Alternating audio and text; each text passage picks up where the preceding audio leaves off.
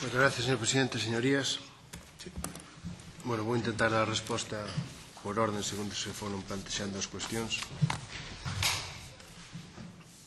Nós fomos os primeiros que, ao elaborar o regulamento de obra benéfico social, exiximos que as entidades de Caixa de Aforros, os destinos da obra benéfico social viñan estipulados na lei, pero se estableceron 4 grupos aos cuales obrigatoriamente tiñan que destinar unha parte mínima desa obra social e non ir toda a edificios ou a asuntos varios.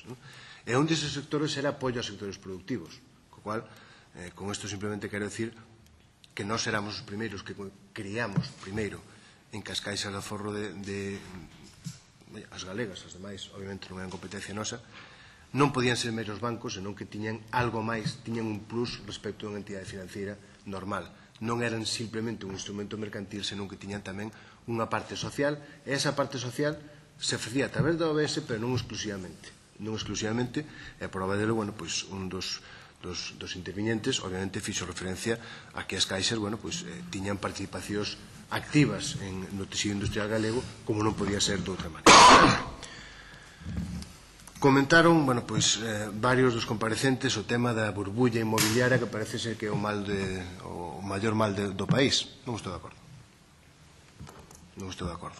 Obviamente non vou a dar clases de economía aquí, e menos, co currículum prestixioso de moitos de vostedes, pero a burbulla inmobiliaria non foi un problema en sí. O problema en sí foi financiar procesos de crecemento orgánico nos que unhas empresas compraban a outras simplemente por ter máis cuota de mercado sin unhos análisis específicos da rentabilidade das propias empresas.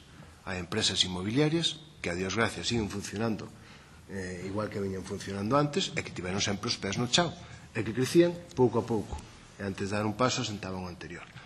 Que é o que sucedeu? É dicir, estas grandes operacións que se nos veñen a todos á cabeza non foi un problema de que se o suelo estaba mal comprado, non entrou na lei do suelo do 98 porque naquele momento tampouco estudiei e non a coñecía.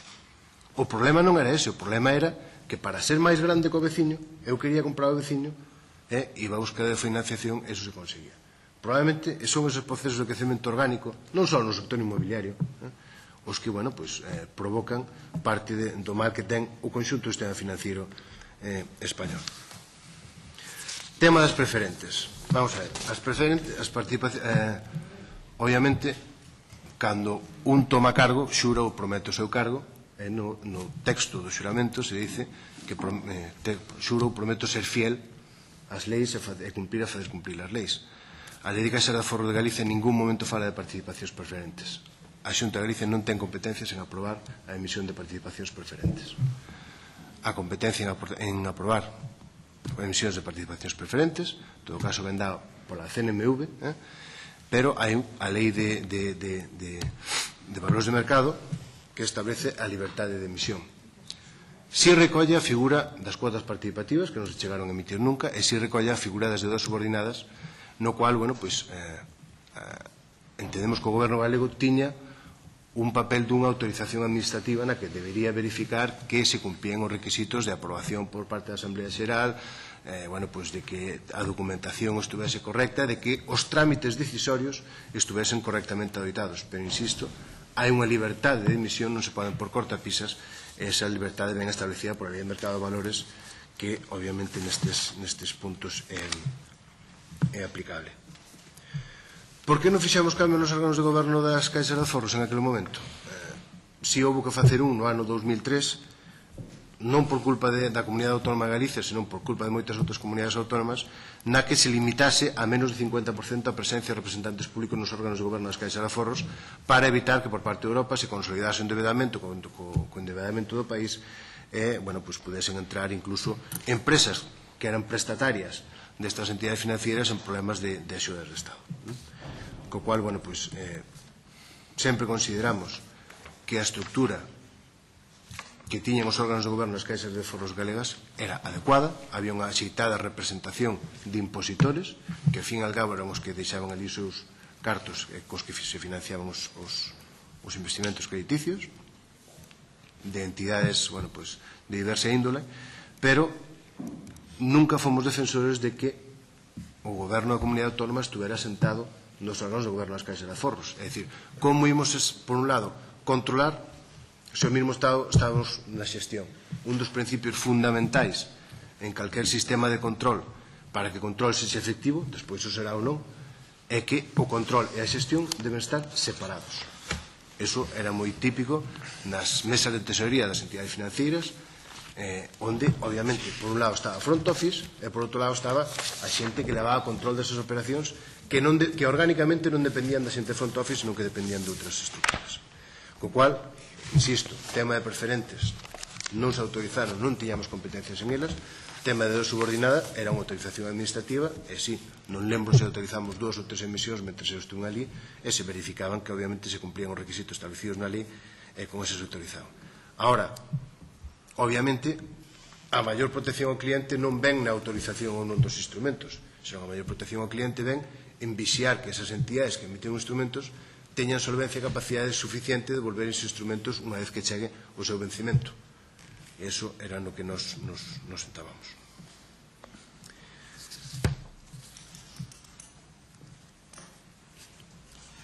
Non era público e notorio que dende a Xunta en aquel momento se propiciaba a fusión das caixas do sur, das antiguas caixas Ourense, Pontevedra e Vigo.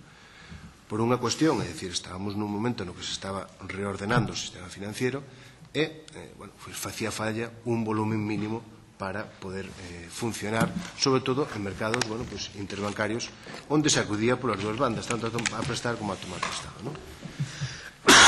Eran caixas que consideramos que eran complementarias, obviamente unhas tiñan exceso de liquidez, outras tiñan necesidades de liquidez, pois se podía ser, obviamente, eran compatibles. O que sí, os podo garantizar, e poña má onde faga falla, nin me levei ningún papel, nin me deixei de levar ningún papel, co cual, obviamente, os papeles que utilicei ali quedaron. Gracias a Dios, eu tamén lembro o señor Orza, e é unha pena que non poida estar aquí. O primeiro que me dixo foi: estate preparado, pois a calquer día tes que sair, co cual deixado o despacho como está. Desde ese momento estuve no primeiro día hasta o último que me fun, cas mãos limpas e ca conciencia tranquila. O deber feito xa, me gustaría considerar que sí, pero eso non me corresponde a min xuzgalo. O boom inmobiliario xa respondín. Comisión de control non estábamos por ese sencillo motivo. Mentras nos estábamos ao frente da Dirección Xeral, non designamos o representante na Comisión de Control, precisamente porque nos exerciamos o control, pero non queríamos estar na xestión. E esa Comisión de Control, al fin e al cabo, era un aparello dentro da propia Caixa, co cual esa barreira entre control e xestión non estaba claramente definida. En cuanto á obra de benéfico social, claro que tiñamos moito que ver, é dicir, esa obra, dende que se emitiu o regulamento, desde que se publicou o decreto que regulaba a obra de benéfico social, todos os exercicios as caixas de aforro tiñan que establecer un presupuesto en función dos beneficios que tiñan de aplicación deses beneficios a cada unha das 4 áreas nas que tiñan que invertir a obra de benéfico social, e a finais de exercicio, obviamente entre medias había controles periódicos, pero a final de exercicio había que presentar unha liquidación que se aprobaba ou se apretaban no sentido de que se en algunhas áreas non chegaban a cubrir os mínimos, se acumulaban para o ano seguinte para compensar e que se pudesen retomar eses porcentaxes mínimas. As caixas, obviamente, nos remitían información de balances, estados contables, determinados estados contables específicos que diseñaba o Banco de España, que nós tamén utilizábamos, que era de recursos propios, de créditos a clientes, de evolución de morosidade, de renta variable, etc. Todos eses informes os tiñamos tamén e traballábamos con eles. En canto á remuneración dos directivos, é competencia específica do Banco de España. A lei galega o que establece é que o Goberno autónomo ten competencias en órganos de goberno, é dicir, nos conselleiros xerais, nos membros da Asamblea Xeral, pero non nin no director xeral nin nos equipos directivos. As competencias específicas aí dese tema concretas eran do Banco de España e, volvo a dicir, me gusta, cumpro as leis e non era competencia nosa o que meternos aí. Xa para rematar, sí, efectivamente había un sistema permanente de análise de datos, é dicir, desde que saían as caixas, primeiro daban un avance de datos do resultado do mes, que se analizaba, se facía un breve informe, a partir dos informes mensuais se analizaba máis a fondo, os trimestrais xa dos resultados entrábamos xa co zoom, por así decirlo, e despois o informe máis exhaustivo era anual. A partir de aí había informes específicos, como era de evolución e seguimento dos recursos propios, de evolución de necesidades de liquidez, de cuotas de mercado, é dicir, nos preocupaba moito cuáles eran as cuotas de mercado, cantas oficinas tiñan en Galicia, fora de Galicia, etc.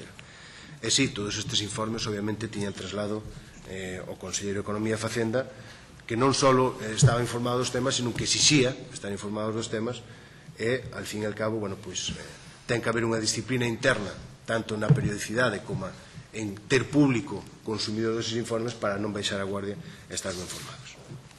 Con isto, creo que dei cumprida a resposta ou para que teño de dar, e se non é así, o darei, non? Gracias.